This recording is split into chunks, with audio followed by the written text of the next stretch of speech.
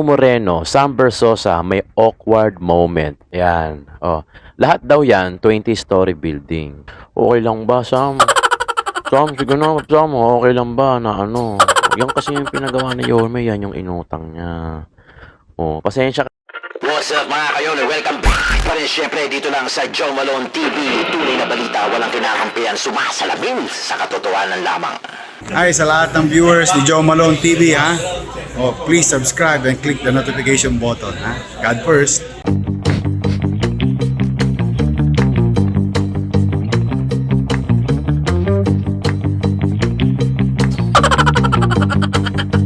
Yeah! Bye, po! Grabe, na-miss ko to.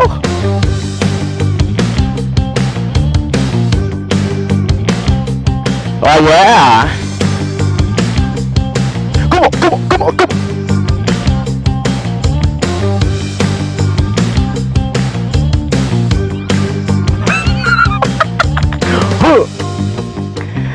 Grabe, na-miss ko to. Magandang araw, ha? Medyo parang 3 days ata tayong namahinga.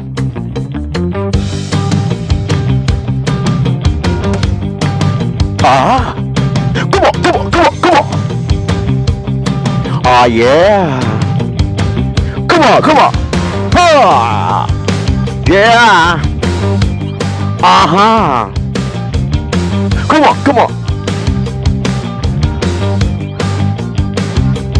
Araw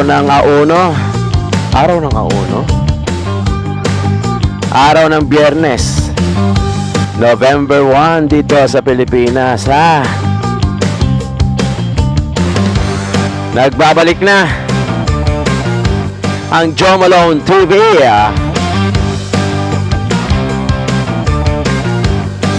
Ipagtanggol na natin ulit si Yorme at binabalagong na naman ng may pera.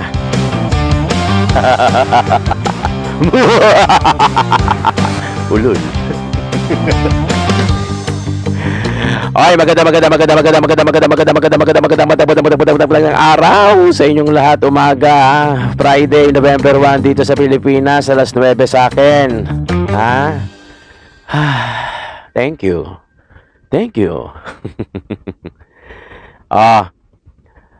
Shout out sa lahat ng mga viewers natin abroad. Siyempre, yung mga sponsors natin dyan, nasa ibabaw. Nagbabalik na ulit ang Joe Malone TV. Medyo pagpasensyahan nyo na kasi kailangan nating rumakit sa iba. Hindi naman sa kalaban ni Yorme, ha. Sa ibang trabaho para makalikom tayo ng budget. Shoutout sa lahat ng mga viewers natin abroad, syempre yung mga OFW natin, yung mga viewers natin dito sa Pilipinas, Luzon, Visayas, Mindanao. Shoutout sa inyo lahat. Kung di bago ka lang dito sa channel natin, syempre don't forget to subscribe at click mo na yung notification bell para lagi kang updated sa mga videos na ina-upload natin araw-araw. Okay? Ha? Eto na. Siguro sa title nakita nyo na, no? Meron ako mga pinapangako rito gaya ng ating oy, nga pala, please don't skip my ads. Yan na lang yung pinakatulong nyo sa akin. Tapos, huwag kayong mag-skip ng ads natin. Tapos, kung meron kayong time, spare time ninyo, i-replay. Replay nyo na lang yung video ko. Pakinggan nyo na lang habang nagugas kayong pinggan, nagkakape kayo, o naglalampaso kayo, naglilinis kayo ng bahay nyo. Sobrang laking tulong yan. I highly appreciated that if you do so. Alright? At, maraming salamat doon sa mga nagpadala ng Gcash, ha. Tapos pagka nire-replyan ko, tinatanong ko kung anong pangalan nila, ayaw nilang sabihin. Thank you. Sobrang na-appreciate ko yun. Alam mo yun, yung mga nagbibigay na unexpected na time na minsan, no, wala ka, tapos may darating, 'di ba? Thank you sa pag-share ng blessing nyo sa akin, ha? Eto. Okay, simulan na natin. Paki-comment naman dyan kung saan kayo naroroon. Kunyari, you're watching from Dubai, you're watching from Singapore, you're watching from Kuwait, you're watching from Pampanga, Bulacan, Cebu, Davao. Para malaman ko kung saan inaabot yung mga video natin. Thank you so much. Mga Iskonians natin abroad, saka dito sa Pilipinas, tuloy ang laban kahit mababa yung views lately, pero tuloy pa rin ang pag-upload. Eto na, nakabalik na ako. Starting na tayo ng November 1, cut off ulit. Eto na, at nagbabalik na yung Joe Malone TV. Oy, eto nakita natin sa ano, in-screenshot ko lang. Nakita natin sa, hindi ako nag-screenshot. Sinendo sa GC namin ng mga vloggers ni Isko. Tapos sabi ko, itatopic ko nga to. Pero hindi masyado. Ibang topic natin ngayon. Pero related pa rin. O ito, kung nababasa nyo, Isko Moreno, Sam Versosa, may awkward moment from Pet TV. O, wag nyo ko yung kakopyright ha. Ha? O, yan. Yan yon, awkward moment. Yung hawak ni Sam Versosa, tatlong tropeo. Kay Yorme, kung di ako nagkakamali, isa o dalawa. Something like that.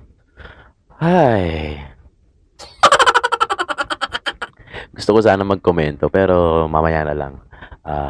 Pero sige, pwede. Tropeo lang yan. Tropeo lang yan. Tropeo lang yan. Kaya-kaya ko magpagawa niyan sa recto. Okay. Ito yung post ni Yorme 2 days ago. Okay. In the news, basahin ko dito sa akin Kita naman pala. In the news, Yorme Isko prioritizes housing distribution and Baseco Hospital opening. Former Manila Mayor and Action Manila's mayoral candidate Francisco Isko Moreno Dumagoso has outlined his prioritize if re-elected as mayor, focusing on housing distribution and healthcare improvements. Quote and quote, ipamimigay ko na yung Pedro Hill Residences, San Lazaro Residences, saka yung San Sebastian Residences. Tatlong 20-story yung ating in-city vertical housing program. Gusto ko kahit papano umulan o bumagyo, magkaroon man ng dilubyo, may mauuwian ang bawat pamilyang Manileño na walang sariling bahay. Yun talaga ang unang-una kong gagawin, Dumagoso said during his interview.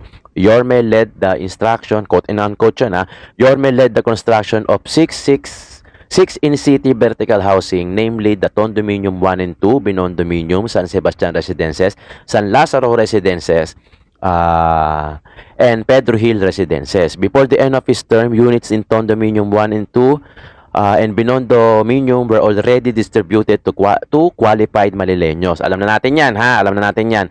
Additionally, Dumagoso completed the Baseco Community Project, a 229-unit in-city horizontal public housing development in Baseco Port area, providing homes for 229 families. Ito yung mga nasunugan sa Baseco na ipamigay na ni Yorme Isko Moreno bago pa siya mawala, mawala sa serbisyo niya. Apart from housing initiatives, the former mayor also plans to prioritize healthcare by opening the former President Corazon Aquino Hospital and now President Corazon Aquino General Hospital located sa loob ng Baseco for Manileños. O kung matatandaan nyo, meron tayong mga di ba? Meron tayong mga survey sa Baseco na ang gusto nila mabuksan na ni Yorme Isko Moreno. Mabuksan na yung hospital nila doon na sa loob ng Baseco. Ito yung President Corazon Aquino General Hospital located sa loob mismo ng Baseco. Talagang para sa kanila yon. Para sa kanila yon. Nakita ko ang ganda, grabe. Hindi ko napunta, no? Sayang. Hindi ko na picture, hindi ko na video, sayang. Pero nakita ko sobrang ganda. Grabe. Okay, ito. Pause muna natin, ito na, gaya ng pangako ko sa inyo, di ba nabanggit ko sa inyo na yung San Lazaro Residences, yung San Sebastian Residences, saka yung Pedro Hill Residences, kukuha na natin ng drone o yung drone shot para mapakita ko sa inyo. Kasi meron mga picture lang pero ito drone shot, pinaikutan namin. Yung video na to galing kay Calzada Rai kasi siya lang yung may drone So shout out kay Calzada TV, paki-subscribe na lang at saka subscribe, mabait yan. Kami ang tinatawag na na Batman and Robin sa kalye. So siya lagi yung assistant ko, siya yung driver ko, siya yung tagapalipad ko ng drone, at higit sa lahat, siya rin yung kabatuhan ko ng problema sa buhay. Kapatid na yung turingan namin sa isa't isa, si Castada TV, kuya na yung turing niya sa akin. Ako naman, kapatid, kabatang bunso, bigayan din kami ng pera, walang utangan. Walang utang, tol, pahiram ng pera. Kasi baka hindi lang makapagbayad, magkatampuhan lang. Ang ginagawa namin sa isa't isa, kung sino yung may pera, siya magbibigay. Kung halimbawang kapos ka, tol, minsan binibigyan ko siya 500, 1,000. Kasi wala din naman ako.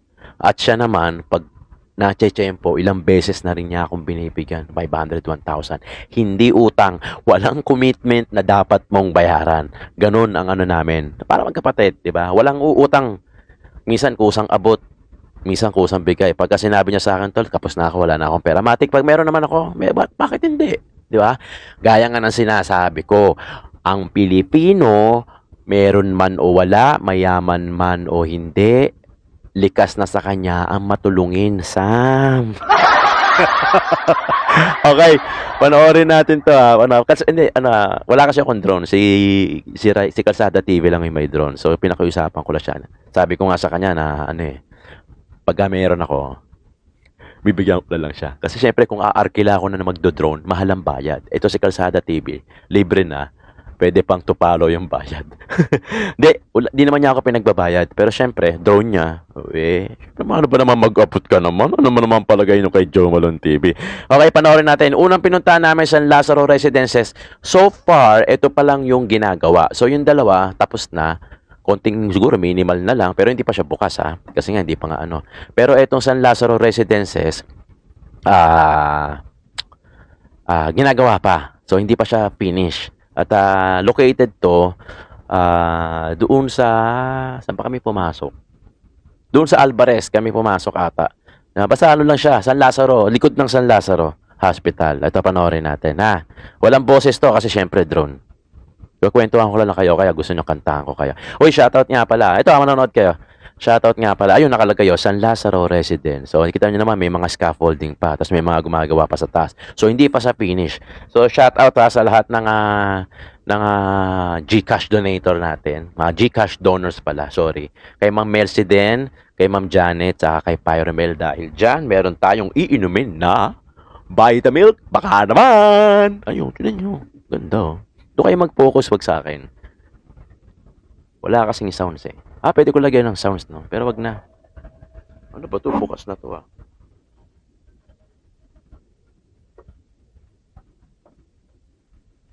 Yan. Lahat daw yan, 20-story building. So, syempre, hindi ko na bibilangin. Wag nyo nang bilangin. So, yan yun. San Lazaro located.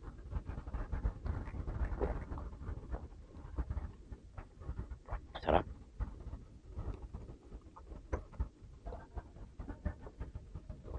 Pasensya na lang kung may maririnig kayo nagbibideo sa labas. Alam nyo naman, nasa warehouse lang tayo. Ayan, hindi pa tapos. As you can see, may scaffolding pa. Pero kita nyo naman. Yung nakikita nyo sa lapag na yon, feeling ko swimming pool yun eh. Kasi yung San Sebastian meron eh. Ay, San Sebastian ata o sa Pedro Hill. Kaya feeling ko baka swimming pool yung nasa lapag. Parang alam mo yung sa Santa Mesa, yung Mesa Residences, 'di ba? Mataas yung building tapos sa pinakagitna o sa one port na doon yung swimming pool. Ayan, inikutan na ni Rai. Pasensya na, hindi naman professional to si Rai, pero at least kahit papaano may mga alam mo yon, may mga kanto-kanto na ikot, pero okay lang, at least mahalaga nakita nyo. Ayun, LRT, nakita nyo? Yun yung LRT. So, kung hindi ako nagkakamali, Alvarez ata yung street na yan. Ayan. So, ganyan pa itsura nung San Lazaro Residences. Tingnan mo naman. Sam, ito kasi yung utang na sinasabi mo. Ilan niyang pinatayo ni Yorme? Condominium 1 and 2, Binondominium, Baseco, San Lazaro Residences, San Sebastian Residences, Pedro Hill Residences. Okay lang ba, Sam? Sam, sige na, Sam, okay lang ba na yan kasi yung pinagawa ni Yorme, yan yung inutang niya. Pasensya ka na, Sam, ha? Pasensya ka na, ha? Kasi ito lang nakayanan ng mayor namin, eh. Ito lang kasi yung sinasabi namin na may resibo. 'Di ba?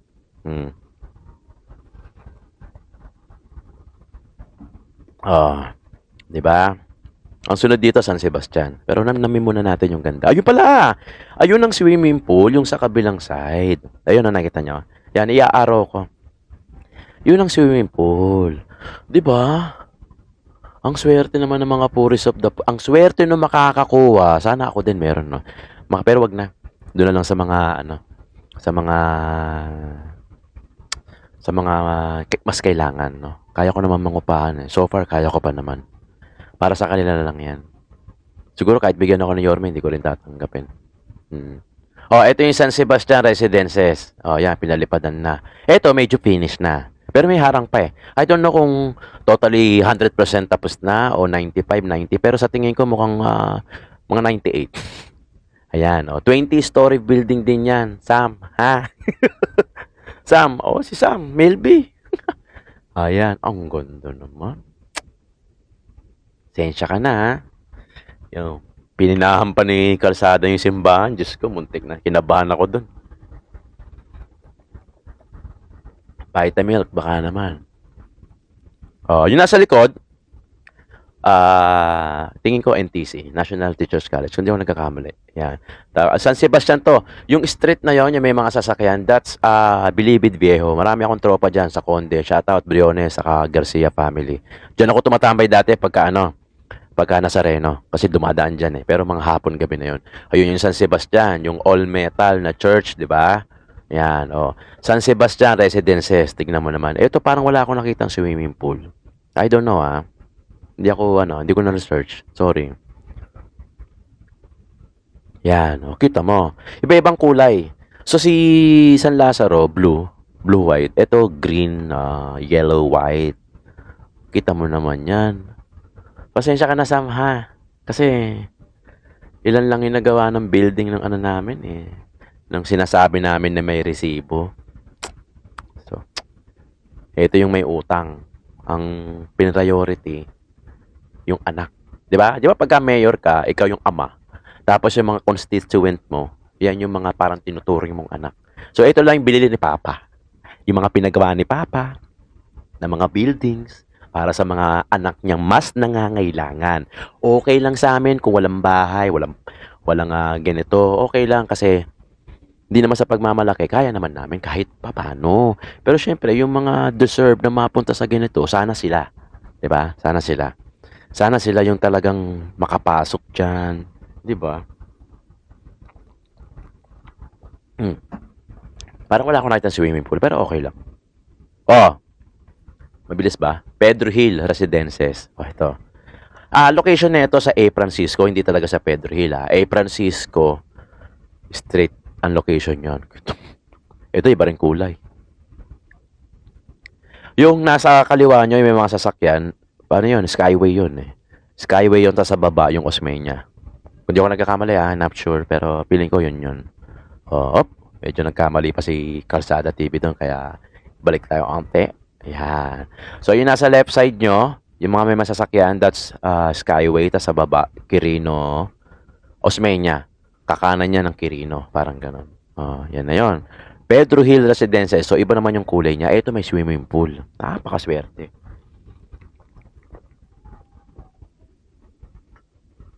Na-miss ko kayo? Na-miss ko kayo? Na-miss ko yung ganito. Di ba sasabi ko sa inyo, comfort space ko tong ganito, yung nagsasalita. Kasi dito, two-way. Actually, one-way din eh. Kasi doon sa mga videos natin, self-explanatory. Hindi ako nag-explain. Video-video lang. Pero ito, ako yung nag-explain, tapos kayo yung listeners. So, may one-way din, pero in a way na merong explanation. Oh, di ba? Ang ganda, di ba? Tapos yung housing chuchu na yun, yung mataas na building na makitid katabi ng Skyway. Yan yung sa Osmeña pa rin yan actually. Pakanan ng Quirino yan. Ang ganda, di ba? Pedro Hill. Located A. Francisco Street yan, Yan. Augusto Francisco Street. Ayan ang maganda. So, comment down below, Comment down below. Ano tayo? Communication. Comment down below kung ano yung mas maganda sa tatlo. Although yung San Lazaro, hindi pa ganun katapos. Pero at least meron kang makikita mo na. Eto, tapos na, saka yung San Sebastian. Ano sa inyo ang pinakamagandang in-city vertical housing ni Yorme Isko Moreno? Kung ako ang tatanungin, eto. Etong Pedro Hill Residences. Ayan, umiikot na, di ba? Ayun, Skyway yon. Umiikot na. Tapos makikita mo yung swimming pool. Ayun, no? Yung bilog, pambata yon, feeling ko. Tapos yung square, yun na yung mga pang sa atin. O, di ba? Diba? Ang ganda, Sam. Sam, ang ganda. Ang ganda ng paggawa ni Papa, oh. Ang ganda ng paggawa ni Papa namin. Grabe naman si Papa, nakakainis. Masyadong ginalingan. Diba? Pedro Hill Residences. Kakainis. Ano ba yan? May condominium 1 and 2 pa, tapos may Basay Community pa. May binondominium pa. Ay, tapos si Yorme, isa o dalawang tropeyo lang, pero okay lang. Hindi namin kailangan ng tropeyo. Kaya namin magpagawa sa rekto. Meron kaming buong rekto na gumagawa ng kahit anong tropeyo.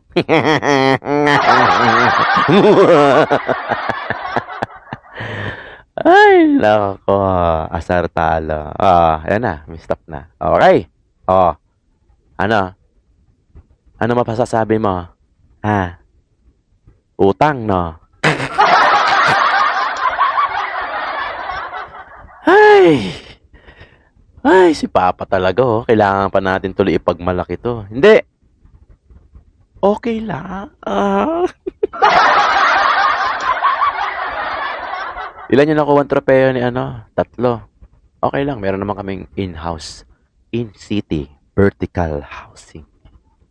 Ilan to? Condominium 1 and 2, binondominium. Ito, pagsamahin ko na yung condominium 1 and 2, kahit na magkatabi silang building. Condominium 1 and 2, Basay Community, binondominium, San Lazaro Residences, San Sebastian Residences, Pedro Hill Residences. In-city, vertical housing pa lang yung pinag-uusapan natin. Wala pa yung eskwela, ha? Ay, si Papa talaga, si Yorme talaga, nakakainis. Ito yung utang. Yan yung resibo. Umutang. Okay, hindi naman lingit sa kaalaman, hindi naman nilihim, bagkos, pinalandakan pa. Umutang ako mga ina nyo. Pero ito yung resibo. Ngayon, pag nanalo si Yorme, ipamimigay niya na yan. Siyempre, sino magpapamigay niyan? Yung mananalong mayor. Ano, bale? Si Yorme. Yan yung gantimpala. Yung konting appreciation ni Yorme dahil mananalo siya. Yan, pamimigay niya na yan. Sino ba papamigay niyan? Project niya yan. Ano ba? Di ba? Yun na. Eto, kaya ako na-post to. Kasi pangako ko sa inyo to. Nasabi ko, papakita ko sa inyo. Kasi pwede naman to makita sa picture eh. Pinost na nga ni Yorme yung picture eh. Pero ito sa atin, drone shot. Courtesy by Kalsada TV. Ako naman naglalambing lang naman sa inyo na pakisubscribe mo rin yung Robin ko. Kasi Batman and Robin kami. I am the Batman, he is the Robin. He is my partner. Pakisubscribe niyo lang si Kalsada TV para maka 100,000 subscribers na rin siya. Ako naman, wala naman akong galit sa mga vloggers, lalo-lalo na yung mga vloggers ni Yorme. Wala naman akong galit dyan. Saka lahat naman kami nagtutulungan. Ano ba naman to? Bumibitaw na tong holder natin. Di pa tayo tapos. Pag-subscribe nyo na rin yung mga vloggers ni Yorme, yung mga iskon yan, o yung mga nakikita nyo, mga napapanood nyo dyan. Pag-subscribe na rin sila. Especially Kalsada TV dahil, kundi dahil sa kanya, wala tayong marireact na drone shot. Okay? Tapos, ayun na. Ito na yung inutang. Ito na rin yung resibo. Nakapakita ko na sa inyo. Para doon sa mga nagdadalawang isip pa.